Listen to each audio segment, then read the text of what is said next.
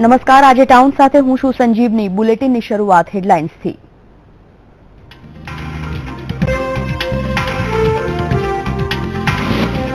એનસીપીના ધારાસભ્ય જયંત બોસ્કી દ્વારા તોડફોડ કરવાને મામલે ઉમરેઠ પોલીસે ધરપકડ કરી છે। જગત મંદિર દ્વારકા બની શકે છે આતંકવાદીનું નિશાન। 10 થી 15 આતંકવાદીઓ દરિયાઈ માર્ગે ઘૂસ્યા હોવાનું એલર્ટ। એનસીપીના ધારાસભ્ય જયંત બોસ્કીની ધરપકડ। રતનપુરામાં તોડફોડ મામલે થઈ ધરપકડ। ઈડર અને વડાલીમાં યોજાયેલા ગરીબ કલ્યાણ મેળાનો વિરોધ। કોંગ્રેસના કાર્યકરોએ ફરકાવ્યા કાળા વાવટા। મહેસાણાની પ્રાથમિક શાળામાં મધ્યાહન ભોજન યોજવામાં સામે આવ્યો ભ્રષ્ટાચાર। કરોડોની કટકીનો આક્ષેપ। વડોદરામાં સ્પીચ ગ્લોબલ એક્સપો 2016નું ઉદઘાટન। મુખ્યમંત્રી વિજય રૂપાણીએ કહ્યું, ઉર્જા થકી દેશનો થશે વિકાસ।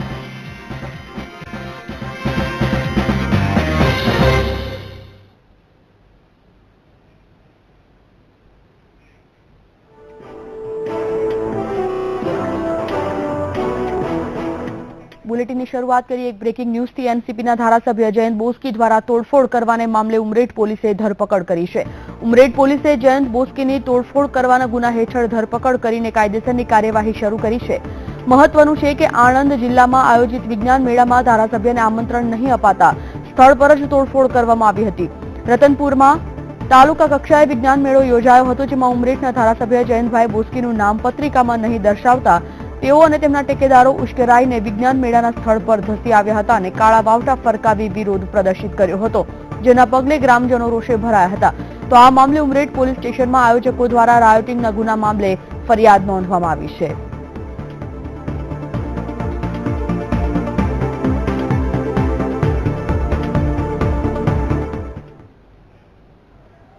વાત કરીએ દ્વારકાની। બેટ દ્વારકામાંથી 4 શંકાસ્પદ ઝડપાઈ ગયા છે। પકડાયેલા તમામ શખ્સો શંકાસ્પદ આતંકવાદી હોવાનું માનવામાં આવી રહ્યું છે। તો શકમંદોને બેટ આઉટ પોલીસ સ્ટેશન લવાયા છે। રેન્જ આઈજી તેમજ દ્વારકા એસપી સમક્ષ ચારેયને રજૂ કરવામાં આવ્યા છે। તો બેટ દ્વારકામાંથી 4 સંદિગ્ધ પકડાયા હોવાના સમાચાર પ્રકાશિત થયા છે। સંદિગ્ધોને બેટઆઉટ પોલીસ સ્ટેશન લાવવામાં આવ્યા છે અને સાથે તપાસ ચાલી રહી છે। રેન્જ આઈજી તેમજ દ્વારકા એસપી સમક્ષ ચારેયને રજૂ કરાયા છે। મહત્વપૂર્ણ છે કે શંકાસ્પદ સંદિગ્ધોને અત્યારે પોલીસ સ્ટેશનમાં રજૂ કરીને તપાસ હાથ ધરવામાં આવી રહી છે, પૂછપરછ કરવામાં આવી રહી છે। રેન્જ આઈજી અને દ્વારકા એસપી સમગ્ર ચારેયને પૂછપરછ કરી રહ્યા છે। આ સમગ્ર મામલો જ્યારે બહાર આવ્યો ત્યારે સંદિગ્ધોને રેન્જ આઈજી સમક્ષ રજૂ કરવામાં આવ્યા છે। બેટ દ્વારકામાંથી 4 સંદિગ્ધ આતંકી ઝડપાયા છે। મહત્વપૂર્ણ છે કે અત્યારે જે ઘૂસણખોરી આતંકવાદીઓ દ્વારા કરવામાં આવી રહી છે તેમાં તમામ જગ્યાએ, તમામ સંવેદનશીલ જગ્યાએ તપાસ અને કડક કાર્યવાહી કરવામાં આવી રહી છે। તેમાં પણ આ 4 સંદિગ્ધો ઝડપાયા હોવાથી રેન્જ આઈજી સમક્ષ રજૂ કરાયા છે।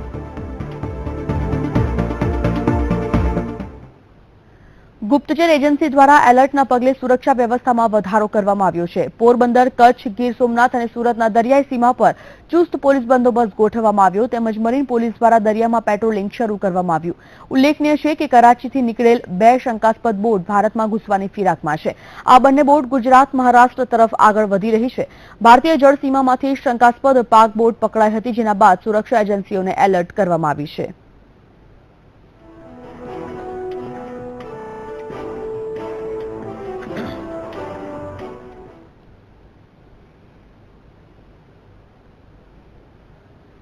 તો દ્વારકામાં 10 થી 15 આતંકવાદીઓ ઘૂસી ગયાની સુરક્ષા એજન્સીઓની બાતમીને પગલે સોમનાથ મંદિરની સુરક્ષા વ્યવસ્થા પણ કડક કરી દેવામાં આવી છે। મંદિરને હાઈ એલર્ટ પર મૂકી દેવામાં આવ્યું છે। દ્વારકામાં 10 થી 15 આતંકવાદીઓ ઘૂસ્યાની અથવા ઘૂસવાની ફિરાકમાં હોવાની બાતમીને પગલે સુરક્ષા એજન્સીઓ સતર્ક થઈ ગઈ છે। દ્વારકાના જગત મંદિરની જેમ સોમનાથ મંદિર પર આતંકવાદીઓના નિશાના પર હોવાથી અહીં ગાર્ડ હાઈ એલર્ટની સ્થિતિમાં આવી ગયા છે। ઉચ્ચ સરકારી સૂત્રોના જણાવ્યા અનુસાર કોસ્ટગાર્ડ અને નેવીને ઇન્ટેલિજન્સ ઇનપુટ્સ આપવામાં આવ્યા છે અને સાથે જ ગુજરાતના દરિયાકાંઠાના વિસ્તાર પણ વધારે સતર્કતા દાખવવામાં આવી રહી છે।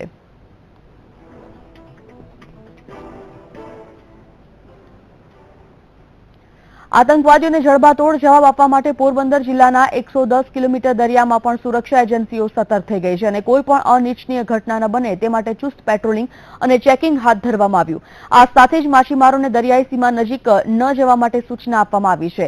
ઉલ્લેખનીય છે કે દ્વારકા યાત્રાધામ તરફ આવતા અને ઓખા તરફ જતા 2 ચેકપોસ્ટ આવેલા છે. આ ચેકપોસ્ટ પર એક પીએસઆઈ અને 4 તાલીમબદ્ધ કમાન્ડો આધુનિક શસ્ત્રો, બુલેટપ્રૂફ જેકેટ અને તહેનાત કરવામાં આવ્યા છે. 38 પોલીસ જવાનો પણ છે, જેમાં સિવિલ ડ્રેસ કોડમાં સુરક્ષા કરી રહ્યા છે અને પ્રવાસીઓનું ચેકિંગ પણ હાથ ધરવામાં આવી રહ્યું છે. હાલમાં ભારતીય આર્મી દ્વારા કરવામાં આવેલ સર્જિકલ સ્ટ્રાઇક બાદ સમગ્ર ગુજરાતમાં હાઈ એલર્ટ જાહેર કરેલ હોય. તેમાં દ્વારકા ખાતે દ્વારકાધીશનું જગત મંદિર હોય, જેના કારણે ખાસ કરીને હાઈ એલર્ટમાં તકેદારી રાખવામાં આવતી હોય. જે અનુસંધાને દ્વારકા મંદિર ખાતે કુલ 60 એસઆરપી જવાનો તેમજ 38 પોલીસ સ્થાનિક પોલીસના માણસો તેમજ જીઆરડી એસઆરડી ના બંદોબસ્ત કુલ 2 શિફ્ટમાં રાઉન્ડ ધ ક્લોક ગોઠવેલ છે.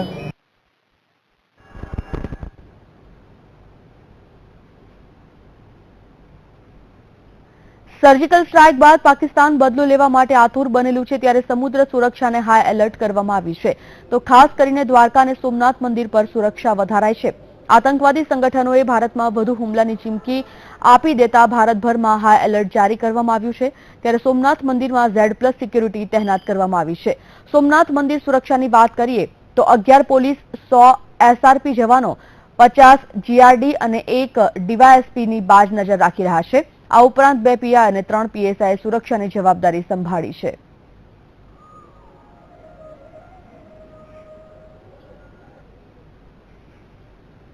ગુજરાતની જીવાદોરી સમાન નર્મદા બંધ પહેલેથી જ આતંકવાદીઓના ટાર્ગેટ પર છે, ત્યારે ડેમ સુરક્ષાના અધિકારીઓ સાથે પોલીસ વડાએ બેઠક કરી સુરક્ષાની તકેદારીના આદેશ આપ્યા છે. ઉપરાંત સરહદી વિસ્તારના મહારાષ્ટ્ર અને મધ્યપ્રદેશની પોલીસ સાથે પણ બેઠક કરી હતી અને સતત વાહનોનું ચેકિંગ હાથ ધરવામાં આવ્યું હતું. 700 પોલીસ, 1000 એસઆરપી દ્વારા સુરક્ષા કરવામાં આવે છે. જો કે જાહેર સ્થળોએ પણ ચેકિંગ હાથ ધરવામાં આવી રહ્યું છે. હાલ નર્મદા બંધ ઓવરફ્લો થઈ રહ્યો હતો અને પ્રવાસીઓના આકર્ષણનું રૂપ ધારણ કર્યું હતું.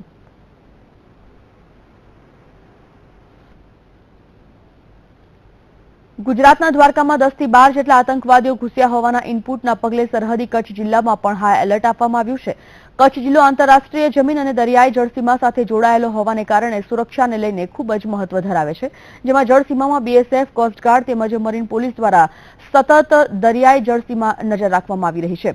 સાથે જ સરહદ પર બીએસએફના જવાનો તમામ ગતિવિધિઓ પર નિગરાની રાખી રહ્યા છે. 10 થી 12 જેટલા આતંકવાદીઓ ઘૂસ્યા હોવાના ઇનપુટને પગલે સરહદી કચ્છ જિલ્લામાં પણ હાઈ એલર્ટ આપી દેવામાં આવ્યું છે.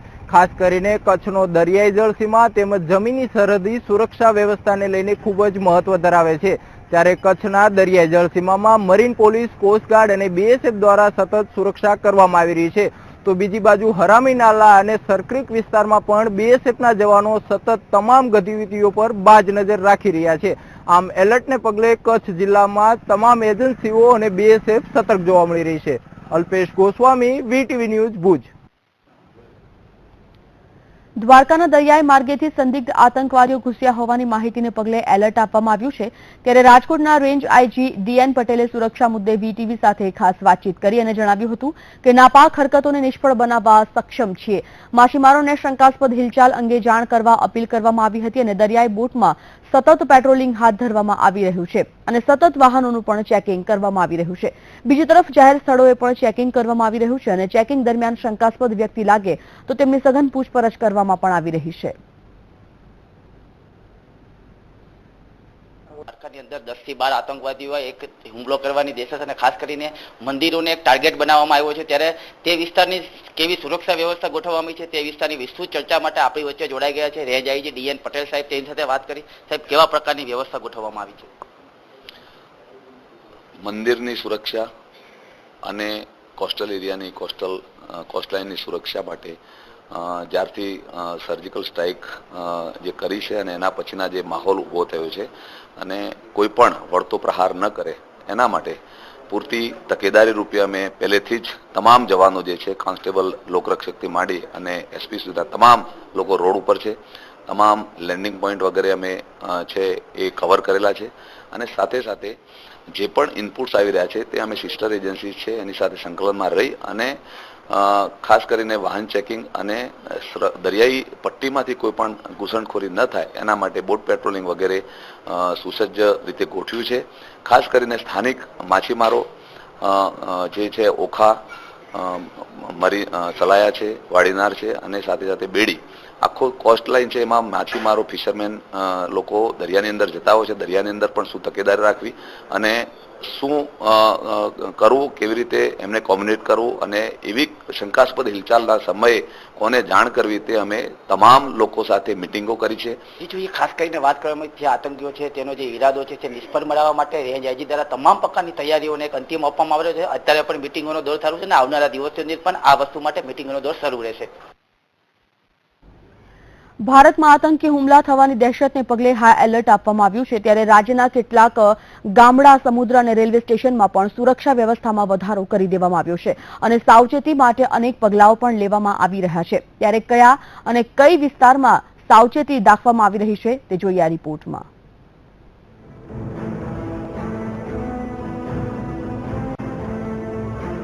ભારતમાં આતંકી હુમલાના પગલે ભારતીય સમુદ્રને હાઈ એલર્ટ આપવામાં આવ્યું છે. ત્યારે ગીર સોમનાથ જિલ્લાના મરીન પોલીસ દ્વારા સતત પેટ્રોલિંગ હાથ ધરવામાં આવ્યું છે. દરિયામાં થતી દરેક ગતિવિધિ પર મરીન પોલીસ અને કોસ્ટગાર્ડ બાજ નજર રાખી રહ્યા છે. તો મરીન પોલીસ દ્વારા સમુદ્રમાં ફિશિંગ કરતી તમામ બોટોનું ચેકિંગ હાથ ધરાયું છે.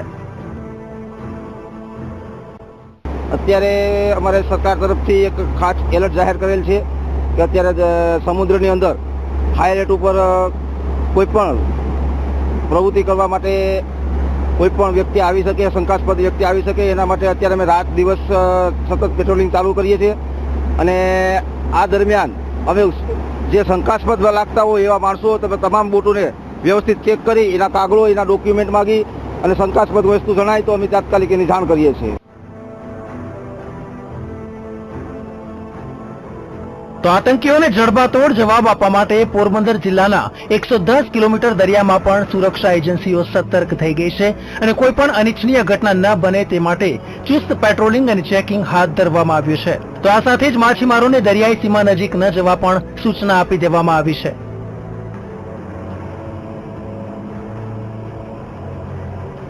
આ તરફ ભુજમાં ઉચ્ચ અધિકારીઓની તેમજ સેન્ટ્રલ એજન્સીઓના અધિકારીઓની બેઠક યોજાઈ હતી, જેમાં સરહદ પર ચાંપતી નજર રાખવા, દરિયાઈ જળ સીમા પર ત્રિસ્તરીય સુરક્ષા વ્યવસ્થા ગોઠવવા અને દરિયાઈ સીમા પર પેટ્રોલિંગ માટેની ચર્ચા કરવામાં આવી હતી. તો સુરતમાં ઓલપાડના દભારી, દાંડી, મોર, ભગવા જેવા ગામોના દરિયા કિનારે પોલીસ દ્વારા પેટ્રોલિંગ વધારી દેવામાં આવ્યું છે. આ સાથે જ માછીમારોને પણ દરિયો ન ખેડવાની સલાહ આપવામાં આવી છે.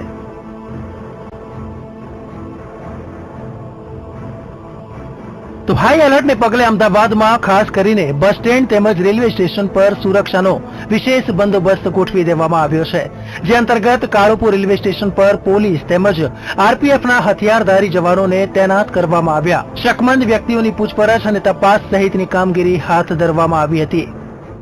અમે રેલવે સ્ટેશન ઉપર અમારા જે ઇન આઉટના ગેટ છે ત્યાં બધી જગ્યાએ પોલીસ મૂકી છે હથિયાર સાથે અને અમને શકમંદ વ્યક્તિનું ચેકિંગ ઝીણવટભેર રાખેલ છે. તેમજ આરપીએફના જવાનો છે એમની સાથે બીડીએસ છે, અમારી પાસે પણ બીડીએસ છે, એનાથી પણ લાંબ રૂટની આવતી ટ્રેનો ચેક કરીએ છીએ અને નાનામાં નાની વસ્તુ પર ઓબ્ઝર્વેશન રાખેલ છે. મહત્વનું છે કે ઉરી આતંકવાદી હુમલા બાદ ભારતે પાકિસ્તાન વિરુદ્ધ કડક કાર્યવાહી શરૂ કરી દીધી છે. ત્યારે ભારતમાં આતંકી હુમલા થવાની દહેશતને પગલે સાવચેતીના પગલાં લેવામાં આવી રહ્યા છે. Bureau report, VTV news. તો અન્ય કેટલાક મહત્વપૂર્ણ સમાચાર સાથે પરત ફરીએ છીએ. હાલ રોકાઈએ છીએ એક બ્રેક માટે.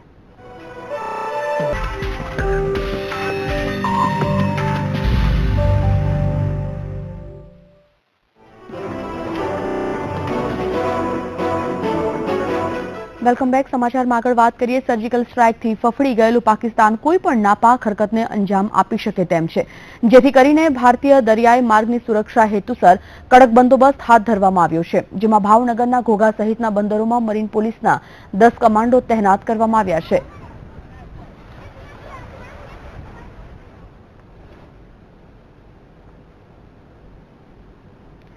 આઈબીના ઇનપુટના પગલે તંત્ર એલર્ટ થઈ ગયું છે, ત્યારે પોરબંદર જિલ્લામાં દરિયાઈ વિસ્તારોમાં સઘન પેટ્રોલિંગ હાથ ધરવામાં આવ્યું છે અને સુરક્ષા એજન્સીઓ દ્વારા સુરક્ષા સઘન બનાવાઈ છે, જેમાં દરિયાઈ વિસ્તારમાં 20 જેટલા મરીન કમાન્ડો તૈનાત કરવામાં આવ્યા છે.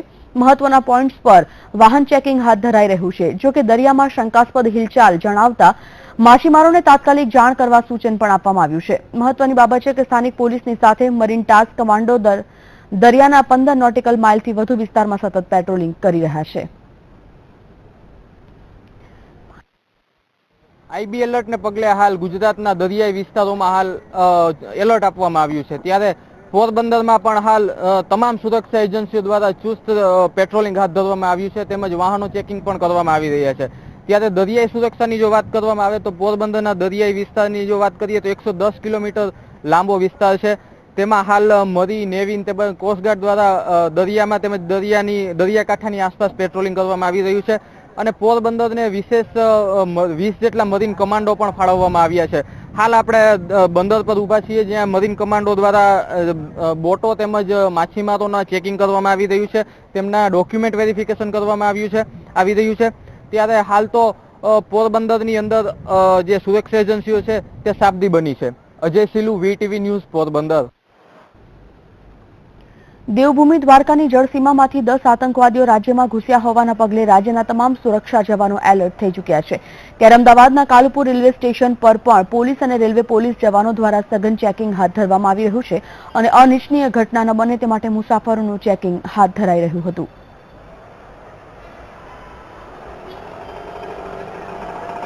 રાજ્યમાં આઈબીએ એલર્ટ આપ્યું છે. 10 આતંકીઓ ઘૂસ્યાના આઈબી એલર્ટને પગલે હાલ રાજ્યમાં સુરક્ષા વ્યવસ્થા કડક કરવામાં આવી છે. ત્યારે અમદાવાદ કાલુપુર રેલવે સ્ટેશન ખાતે પણ મોટી સંખ્યામાં પોલીસ કાફલો ઉતારી દેવામાં આવ્યો છે. કોઈ પણ પ્રકારનો અનિચ્છનીય બનાવ ન બને તે માટે હાલ આરપીએફ, જીઆરપી તેમજ બીજા જે જવાનો છે તે અહીં તૈનાત કરી દેવામાં આવ્યા છે.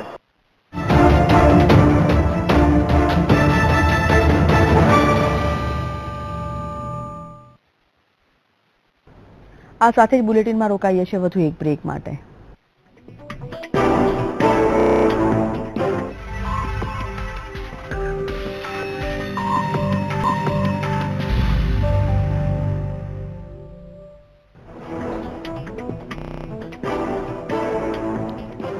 Welcome back. બોટાદમાં સામાજિક ન્યાય મંત્રી આત્મારામ પરમારની ઉપસ્થિતિમાં ગરીબ કલ્યાણ મેળો યોજવામાં આવ્યો હતો, જેમાં પાટીદારોએ જય સરદારના નારા લગાવી વિરોધ કરતા પોલીસે 20 જેટલા પાટીદારોની અટકાયત કરી હતી. ઉલ્લેખનીય છે કે માર્કેટિંગ યાર્ડમાં બોટાદ, ગઢડા અને રાણપુર એમ 3 તાલુકાના ગરીબ કલ્યાણ મેળો યોજવામાં આવ્યો. મોટી સંખ્યામાં આગેવાનો સહિત અગ્રણીઓ ઉપસ્થિત રહ્યા હતા.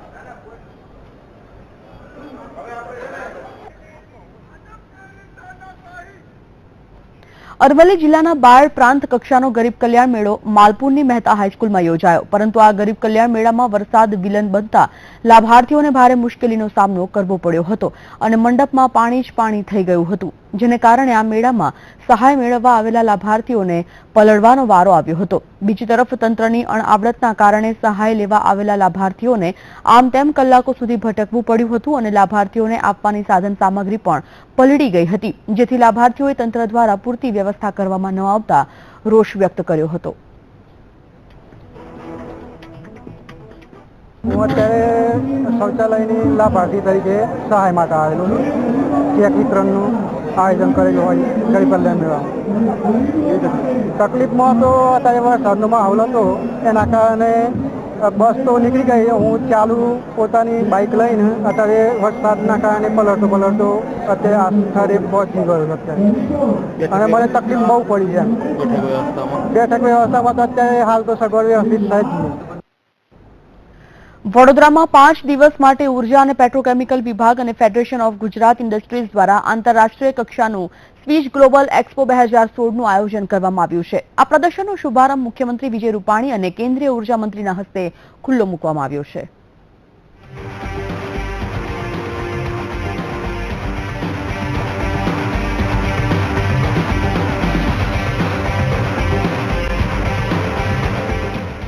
ભારતનું સૌથી મોટું ઇલેક્ટ્રોનિક પ્રદર્શન સ્વીચ ગ્લોબલ એક્સપો 2016નું આયોજન.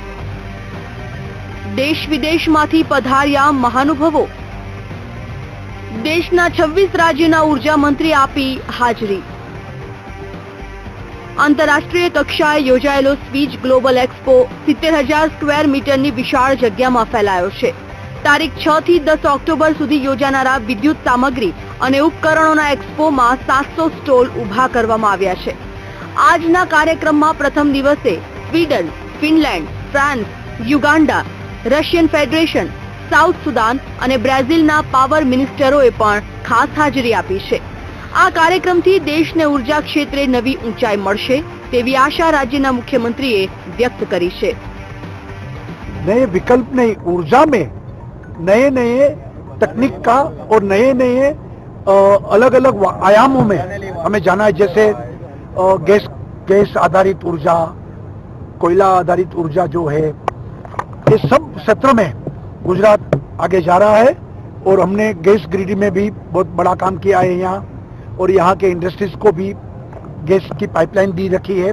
तो क्या है कि ऊर्जा के द्वारा बहुत सारा उत्पादन भी अच्छी तरह से बढ़े और उसको भी लाभ मिले, और हम उत्पादन क्षेत्र में भी गुजरात नंबर कैसे हो, देश कैसे आगे बढ़े, ये हमारा प्रयत्न है.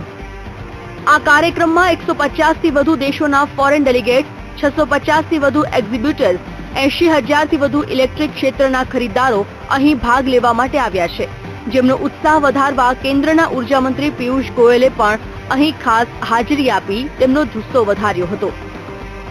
मुझे खुशी है जब मैं पूरे देश की स्थिति देखता हूँ कि गुजरात में लॉस मेकिंग डिस्ट्रीब्यूशन कंपनीज को 2-2.5 साल के प्रयत्नों से उन्होंने प्रॉफिट में किया, और साथ ही साथ पूरे प्रदेश में सभी को 24 घंटे बिजली मिले, किसानों को पर्याप्त मात्रा में बिजली मिले, ये व्यवस्था करी गई.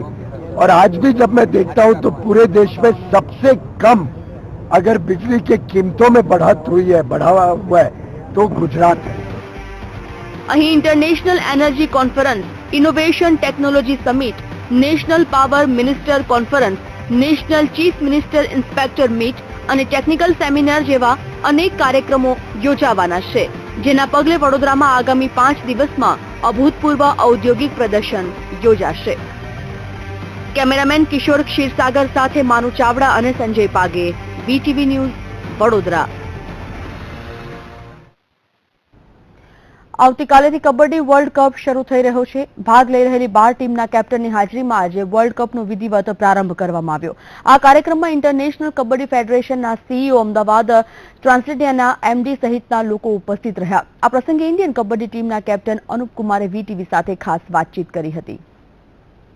इंडियन कबड्डी टीम ना कैप्टन अनूप कुमार से अपने साथ बात करिए. केवा प्रकार की तैयारी है अनूप जी, खास करके जो कबड्डी वर्ल्ड कप आ रहा है, कैसी प्रिपरेशन है टीम की और आपकी? देखिए, प्रिपरेशन काफ़ी अच्छी है क्योंकि इतना बड़ा टूर्नामेंट है, उसको हम ऐसे हल्के में सोच के नहीं ले सकते.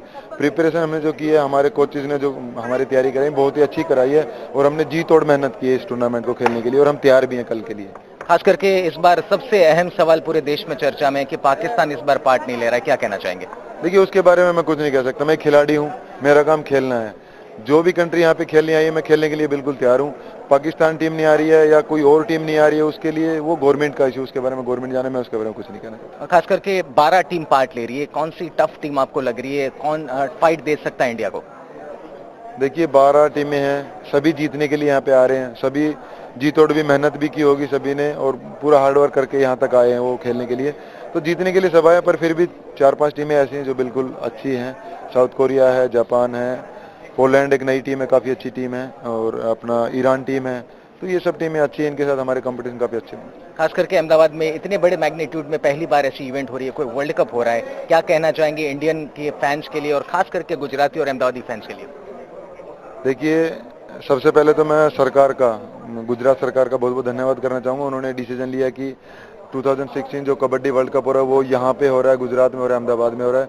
और दूसरी बात, जैसे कि सरकार ने ये डिसीजन लिया कि ये टूर्नामेंट यहाँ पे होना चाहिए, ऐसे ही मैं सभी गुजराती लोगों को ये कहना चाहूँगा कि वो हमें दिल से सपोर्ट करें, ताकि हम इस टूर्नामेंट में, कबड्डी वर्ल्ड कप में कुछ अच्छा करने की कोशिश करें और इस ट्रॉफी को अपने हिंदुस्तान में रखने की कोशिश करें. बहुत बहुत थैंक यू. તો આ હતા ઇન્ડિયન કબડ્ડી ટીમના કેપ્ટન, જેણે જણાવ્યું કે ઇન્ડિયન ટીમ પૂરી તૈયાર છે અને બાકી કોઈ પણ ટીમ હોય તેને ધ્વસ્ત કરવા માટે ઇન્ડિયન ટીમ તૈયાર છે. કેમેરામેન પ્રવીણ સાથે નિશિત રાજગુરુ, વીટીવી, અમદાવાદ. આ સાથે જ બુલેટિનની સમાપ્તિ. હું રજા લઈશ. નમસ્કાર.